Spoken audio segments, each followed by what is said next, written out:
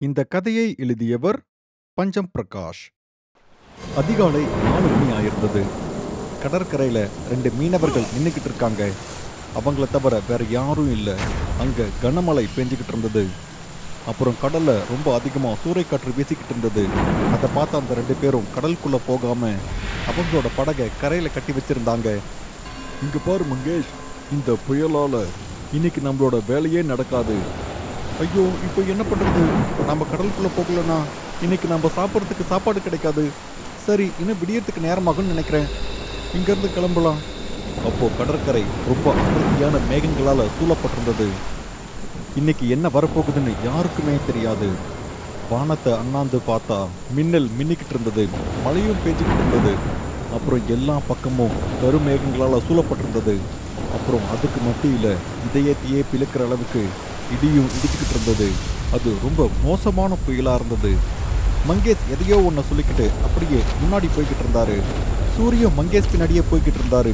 அப்போ அவர் எதையோ பார்த்து நிற்கிறாரு. அது என்னன்னு அவர் உத்து பார்த்துக்கிட்டு இருக்காரு. அடுத்த மின்னல் வந்தா அதோட வெளிச்சத்தில் அதை பார்க்கலாம்னு நின்றுக்கிட்டு இருக்காரு.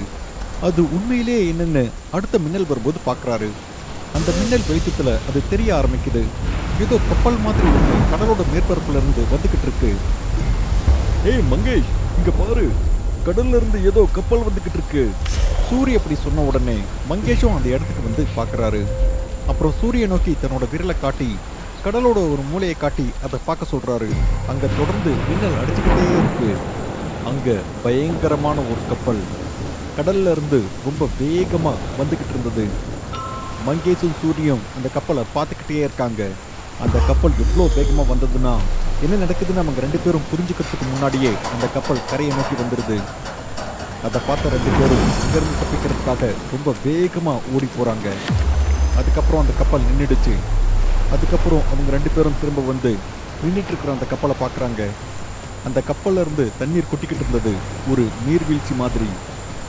அந்த கப்பல்ல யாராவது இருக்காங்களான்னு தெரிஞ்சுக்கிறதுக்கு அவங்க அந்த கப்பலுக்கு பக்கத்துல போய் கத்தி கேட்டுக்கிட்டு இருக்காங்க.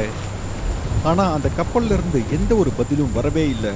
அப்போ மங்கேஷ் சொல்றாரு, இந்த கப்பல்ல யாரும் இல்லை போலயே, அப்புறம் எப்படி இது கரைக்கு வந்தது? இது ஏதாவது பேயோட வேலையா? சூரிய அப்படி சொல்லி முடிச்ச உடனே அப்போ அந்த கப்பல்ல இருந்து ஒரு எலும்பு கூடு வந்து அவங்க முன்னாடி விழுது. அதை பார்த்த உடனே அவங்க 2 பேரும் ரொம்ப பயந்து போயிடுறாங்க. அப்போ சூரி கத்தி சொல்றாரு, ஏ மங்கேஷ், நம்ம ஓடி போயிடலாம். சூரிய அப்படி சொன்ன உடனே அவங்க 2 பேரும் அந்த இடத்துல இருந்து ரொம்ப வேகமா ஓட ஆரம்பிக்கிறாங்க. வேகமா ஓடி அவங்களோட வீட்டுக்கு போயிடுறாங்க. அப்புறம் அவங்களோட கட்டில படுத்து தூங்க முயற்சி பண்றாங்க. ஆனா அவங்களால சரியா தூங்க முடியல. அப்ப அவங்களுக்கு என்ன தோணிக்கிட்டு இருந்ததுன்னா, அந்த கப்பலுக்குள்ள இருக்கிற பேய்கிட்ட மாட்டிக்கிட்டதா அவங்களுக்கு தோணிக்கிட்டு இருந்தது. அதனால அவங்க காலையில அலறல் சத்தத்தோட எழுந்திருக்கிறாங்க. அப்புறம் வெளியே ஏதோ ரொம்ப அதிகமா சத்தம் கேட்டுக்கிட்டு இருந்தது. அவங்க 2 பேரும் வெளியே வந்து பார்க்குறாங்க. அந்த கப்பல் நின்றுக்கிட்டு இருக்கு. அந்த செய்தி எல்லா இடத்துலையும் பரவுது. கவர்மெண்ட் ஆஃபீஸர் கூட அங்கே வந்து அந்த கப்பலை பார்க்குறாங்க. அந்த கப்பல் எங்கேருந்து வந்ததுன்னு அவங்க விசாரிக்கிறாங்க. பழைய பதிவுகள்ல இருந்து என்ன தெரிஞ்சதுன்னா, 20 வருஷத்துக்கு முன்னாடி இந்த கப்பல் கடலுக்குள்ளே போயிருந்தது. ஆனால் அது திரும்பி வரவே இல்லை. அது ஏன்னு யாருக்குமே தெரியாது. இவ்வளோ பெரிய கப்பல் அந்த கடலுக்குள்ளே எப்படி காணாம போச்சுன்னு யாருக்கும் தெரியாது. இதில் என்ன ஆச்சரியம் இருக்கு? கடலில் கப்பல் மூழ்கி போயிருக்கோம். இல்லை மங்கேஷ், இதில் ஏதோ தப்பு இருக்குன்னு நினைக்கிறேன். கடலுக்குள்ளே காணாமல் போன கப்பல் எப்படி அது திரும்பவும் வரும்? அதுவும் 20 வருஷத்துக்கு முன்னாடி. ஏதோ தப்பாக இருக்கு. அது மட்டும் இல்லாமல் கப்பலுக்குள்ளே யாருமே உயிரோடு இல்லை. கண்டிப்பாக இதால் ஏதோ பெரிய ஆபத்து இருக்கு. ஏய், எல்லாத்தையும் தப்பாகவே பார்க்காதப்பா. அப்படிலாம் எதுவும் கிடையாது. அந்த கப்பலுக்குள்ளே பெட்ரோலும் டீசலும் அதிகமாக இருக்கு. கொஞ்ச நாள் கழித்து மக்கள் அதை எடுக்க ஆரம்பிச்சிருவாங்க. அதனால என்ன? ஒன்றும் இல்லை. இன்னைக்கு ராத்திரி போய் நம்ம அதில் பெட்ரோல் டீசல் எடுத்துக்கலாம். அது யாருக்கு தெரிய போகுது? இது வேற புயல் காலம். அதனால நம்மளால கடலுக்குள்ளேயும் போக முடியாது. வருமானத்துக்கு எதுவும் இல்லை. ஆனாலாம் ஒன்றும் இல்லை. இன்னைக்கு ராத்திரி நம்ம போகலாம். அப்புறம் பாரு, நாளைக்கு நம்ம பெரிய லட்சாதிபதி ஆயிடுவோம். கப்பலுக்கு போகலாம் அப்படின்னு மங்கேஷ் சொன்ன அந்த பிளான் சூரியக்கு பிடிக்கவே இல்லை. அதுவும் நைட் டைமில். ஆனாலும் அவரால் வேண்டாம்னு சொல்ல முடியல. அப்புறம் அன்னைக்கு ராத்திரி சரியாக 12 மணிக்கு அவங்க 2 பேரும் சேர்ந்து அந்த கடற்கரைக்கு போகிறாங்க. அப்போ வானிலை ரொம்ப மோசமாக இருந்தது. அப்போ பலத்த மழை பெஞ்சிக்கிட்டு இருந்தது. மின்னலும் இடியும் ரொம்ப அதிகமாகவே இருந்தது. மங்கேஷ் மெதுவாக நடந்து அந்த கப்பல் பக்கத்தில் போயிடுறாரு. அப்புறம் தான் எடுத்துட்டு வந்த கயிறை அந்த கப்பல் மேலே போட்டு அந்த கயிறை பிடிச்சு ஏற ஆரம்பிக்கிறாரு. அவருக்கு பின்னாடி சூரியன் ரொம்ப பயத்தோட ஏறிக்கிட்டு இருக்காரு. அப்போ ஒரு பயங்கரமான சத்தத்தோட இடி இடிக்க ஆரம்பிக்குது. கப்பல் மேல நின்றுட்டு இருந்த அவங்க 2 பேரும் தடுமாறி கப்பலுக்குள்ளேயே விழுந்துடுறாங்க. அப்புறம் கொஞ்ச நேரம் கழிச்சதும் அவங்க எழுந்துடுறாங்க. அப்போ அவங்களுக்கு தெரிய வருது, அவங்க இருக்கிறது கடற்கரையில இல்ல, கடலுக்கு நடுவுல. அவங்க எந்த பக்கம் சுத்தி பார்த்தாலும் வெறும் தண்ணி மட்டும்தான் இருக்கு. எங்க பார்த்தாலும் பயங்கரமான இருட்டு மட்டும்தான் இருக்கு. ஏ சூரி, இந்த கப்பல் எப்படி திடீர்னு கடலுக்குள்ள போகுது? என்ன இதெல்லாம்? அப்போ சூரிக்கும் மங்கேஷ்க்கும் ஒரு விஷயம் நல்லா புரிஞ்சிருது. அது என்னன்னா, இந்த கப்பல்ல ஏதோ ஒரு மாய சக்தி இருக்குன்னு. திடீர்னு கடற்கரையில நின்றுகிட்டு இருந்த இந்த கப்பல் கடலுக்குள்ள எப்படி போச்சு? அது மட்டும் இல்லாம அந்த கப்பலுக்குள்ள சில பேர் நடமாடிக்கிட்டு இருக்காங்க. ஆனா அவங்களாம் யாரு? இந்த விஷயத்தை பார்த்து மங்கேஷும் சூரியும் பயந்து போய் நின்றுகிட்டு இருக்காங்க. அப்போ ஒரு சின்ன பையன் இவங்க 2 பேரையும் பார்த்து இவங்க முன்னாடி நின்று சிரிச்சுக்கிட்டு இருக்கான். அப்புறம் கதவு திறந்து அவன் உள்ள போயிடுறான். இந்த பையன் யாரு சூரி? இவனை எங்கேயோ பார்த்த மாதிரி தான் இருக்கு, ஆனா யாரும் தெரியல. மங்கேஷ் சூரி கிட்ட அடுத்து ஏதோ கேட்கறதுக்கு முன்னாடி அவங்களுக்கு பின்னாடி இருந்து ஏதோ குரல் கேட்குது. மகனே சமர்த், நிதானமா போ, இல்ல விழுந்துருவ. அந்த குரல் அந்த கப்பலோட கேப்டனோடது. அவர் தன்னோட மகனை பின்தொடர்ந்து போய்கிட்டு இருக்காரு. சூரிய மங்கேஷும் ஒளிஞ்சு நின்று அந்த கேப்டனை பார்த்துக்கிட்டு இருக்காங்க. அந்த கேப்டன் கதவை திறந்து உள்ள போறதுக்கு முன்னாடி அவரோட வாக்கி டாக்கியில ஏதோ சத்தம் கேட்குது. அதை கேட்ட உடனே அவர் கண்ட்ரோல் ரூமுக்கு போயிடுறாரு. அதுக்கப்புறம் சூரியும் மங்கேஷும் அந்த கேப்டனோட பையன் போன அதே ரூமுக்குள்ள இவங்க 2 பேரும் கதவை திறந்து உள்ள போறாங்க. அவங்க உள்ள நடந்து போயிட்டு இருக்காங்க. அதுக்கப்புறம் படிக்கட்டுல இறங்கி கீழே போறாங்க. கீழே இருக்கிற கேலரியில நிறைய ரூம்ஸ் இருக்கு. அந்த கேப்டனோட பையன் அந்த இடத்துல யாரையோ தேடி அலைஞ்சுக்கிட்டு இருந்தான். அப்புறம் அவன் அங்க இருக்கிற டோர் கிட்ட போறான். அந்த டோர்ல இருக்கிற கண்ணாடி வழியா அவன் உள்ள பாக்குறான். உள்ள பார்த்த உடனே அவன் பயந்து போயிடுறான். அவனோட முகத்துல பயம் ரொம்ப நல்லா தெளிவா தெரிஞ்சது. அப்போ அந்த இடத்துல திடீர்னு லைட் ஆஃப் ஆகி ஆன் ஆகுது. கடல்ல ஏதோ புயல் வந்ததால அந்த கப்பல் அப்படியே ஆடிக்கிட்டு இருந்தது. அப்போ திடீர்னு ஒரு கதவு திறக்குது. அப்ப யாரோ ஒருத்தங்க திடீர்னு கேப்டனோட பையனோட காலை பிடிச்சு உள்ள இழுத்துக்கிறாங்க.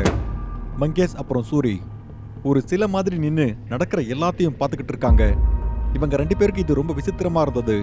அதுக்கப்புறம் மங்கேஷ்க்கு ஒரு அடி முன்னாடி வைக்கிறதுக்கு கூட தைரியம் இல்லை. ஆனா சூரி அந்த பையனோட அலறல் சத்தம் கேட்ட உடனே முன்னோக்கி போறாரு. இருந்தாலும் பயத்துல நடுங்கிக்கிட்டே அவர் அப்படியே முன்னாடி நோக்கி போறாரு. அப்ப அந்த இடத்துல யாரோ ஒருத்தங்க பேசுற சத்தம் அவங்களுக்கு கேக்குது. அம்மா, நான் இதை பத்தி யார்கிட்டயும் சொல்ல மாட்டேன், என்ன போக விடுங்க, தயவு செஞ்சு இங்க இருந்து போக விடுங்க. என்ன போக விடணுமா? போக விட்டா போய் இந்த விஷயத்தெல்லாம் உங்க அப்பாக்கு சொல்றதுக்கா? அப்புறம் என்ன அவன் உயிரோடவே அழிச்சிடுவான். எப்பா, உன்னை பார்த்து பார்த்து எனக்கு ரொம்ப சலிச்சு போச்சு. இன்னைக்கே நான் உன்னை இங்கே கொலை பண்ணி இதே கடல்ல விசிறி போட்டுடுறேன். உலகத்து கண்ணுக்கு நான் உன்னோட அம்மா தான். கொஞ்சம் அழுற மாதிரி நடிச்சு எல்லாரையும் நம்ப வச்சிடுறேன். ஆனா நிரந்தரமா உன்கிட்ட இருந்து எனக்கு விடுதலை கிடைக்க போகுதே. சூரி இதை வெளியே நின்று பார்த்துக்கிட்டும் கேட்டுக்கிட்டும் இருக்காரு.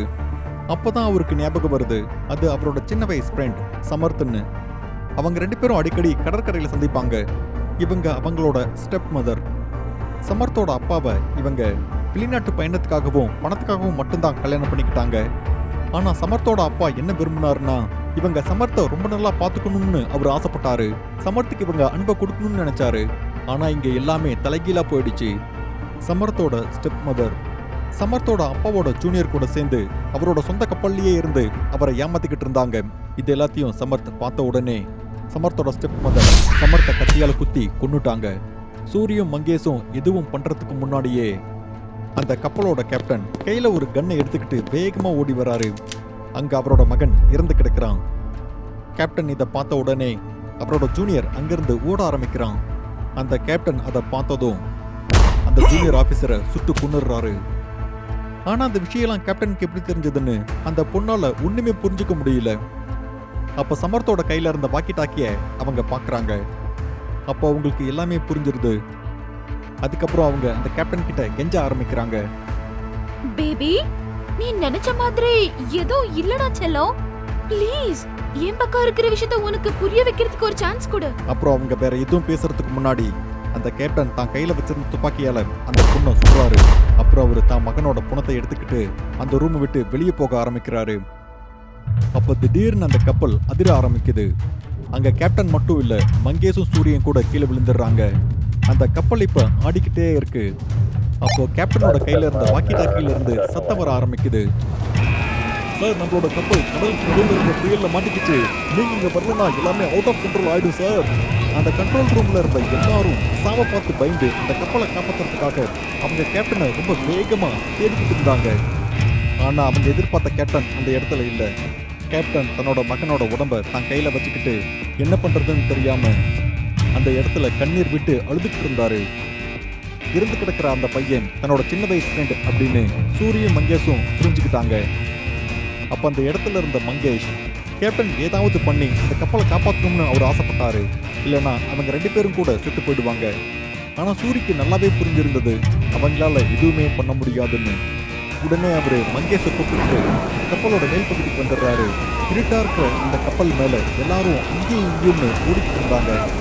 எல்லாரும் மரண பயத்துல ஓடிக்கிட்டு இருந்தாங்க. அப்போ ரொம்ப வேகமா ஒரு அலை வருது. அந்த அலையால அந்த கப்பல் மொத்தம் தண்ணிக்குள்ள போயிடுது. இப்ப மெதுவா அப்படியே மூழ்கிட்டு இருக்கு. கப்பல் மேல இருந்த சூரியும் மங்கேஷும் தங்களை காப்பாத்திக்கிறதுக்கு அவங்க முயற்சி பண்றாங்க. ஆனா அவங்களோட கண் மெதுவா மூடப்பட்டது. கொஞ்ச நேரம் கழிச்சு அவங்க 2 பேரும் கண் திறந்து பார்க்கும்போது ஒரு கடற்கரையில கப்பலுக்கு அடியில கிடந்தாங்க. அப்ப லேசா மழை பெஞ்சுக்கிட்டு இருந்தது. மின்னலும் கூட மின்னிக்கிட்டு இருந்தது. சூரிக்கு சுயநினைவு வந்த உடனே அவர் மங்கேஷை எழுப்புறாரு. எழுந்தப்புறம் அவர் சொல்றாரு, பெட்ரோல் டீசல்லாம் விடு சூரி, அதை விட நம்மளோட உயிர் தான் முக்கியம், வா இங்க இருந்து போயிடலாம். இப்படி சொல்லிட்டு மங்கேஷ் அங்க இருந்து போயிடுறாரு. ஆனா சூரி அங்கேயே நின்னுக்கிட்டு எந்த ஒரு தப்பும் பண்ணாத தன்னோட சின்ன வயசு ஃப்ரெண்ட் சமர்த்தோட இறப்பை நினைவு கூர்ந்து அதே இடத்துல நின்னுக்கிட்டு இருக்காரு. அவரோட சின்ன வயசு ஃப்ரெண்ட் சமர் அந்த இருண்ட கடலுக்குள்ள போயிட்டு இன்னும் கூட அவரு திரும்ப வரவே இல்லை. அத சூரி அங்கே நின்று நினைச்சுக்கிட்டு இருந்தாரு. பயங்கரமா இருக்கிற இந்த மாதிரியான கதைகளை பார்க்கறதுக்காக டூடு டிவி ஹாரர் தமிழுக்கு உடனே சப்ஸ்கிரைப் பண்ணுங்க. அப்புறம் உங்களோட கதையும் இந்த உலகத்துல இருக்கிறவங்க பார்க்கணும்னு நீங்க ஆசைப்பட்டீங்கன்னா உடனே டூடு டிவி மெயில் அட்ரஸ்க்கு உங்களோட கதையை அனுப்புங்க. அடுத்த பயங்கரமான கதை உங்களோட தான் இருக்கிறதுக்கும் வாய்ப்பு இருக்கு.